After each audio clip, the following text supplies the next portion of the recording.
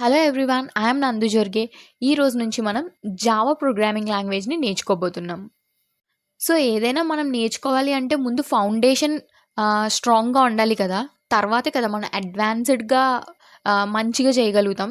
So మనం first Java ఫండమెంటల్స్ని మంచిగా నేర్చుకోగలిగితే నెక్స్ట్ జావా అడ్వాన్స్డ్ టాపిక్స్ని నేర్చుకోగలుగుతాం.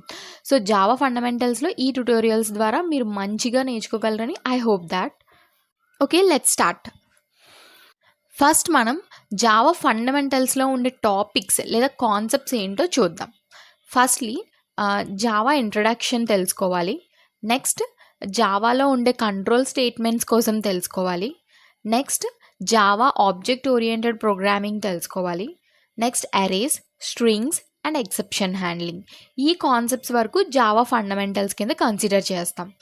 ఈ కాన్సెప్ట్స్ తర్వాత నుంచి వచ్చే కాన్సెప్ట్స్ అన్నీ కూడా జావా అడ్వాన్స్డ్ కింద కన్సిడర్ చేస్తాం. సో ఈ కాన్సెప్ట్స్లో మనం చాలా మంచి గ్రిప్ తెచ్చుకొని ఈచ్ అండ్ ఎవ్రీ కాన్సెప్ట్ పై కూడా నెంబర్ ఆఫ్ ప్రోగ్రామ్స్ అనేవి ఛాలెంజెస్ అనేవి సాల్వ్ చేస్తే మనకి ఒక మంచి గ్రిప్ వస్తుంది. సో నేను థియరీని కూడా ఎక్స్ప్లెయిన్ చేస్తాను అండ్ ప్రోగ్రామ్స్ కూడా మనం ఈచ్ అండ్ ఎవ్రీ కాన్సెప్ట్లో కూడా నెంబర్ ఆఫ్ ప్రోగ్రామ్స్ అనేవి సాల్వ్ చేద్దాం. ఎందుకంటే ప్రోగ్రామింగ్ ఈజ్ ఎ స్కిల్ కాబట్టి మనం ఎంత ప్రాక్టీస్ చేస్తే ఈ స్కిల్ మనకి అంత మంచిగా వస్తుంది. ఓకేనా, లెట్స్ స్టార్ట్.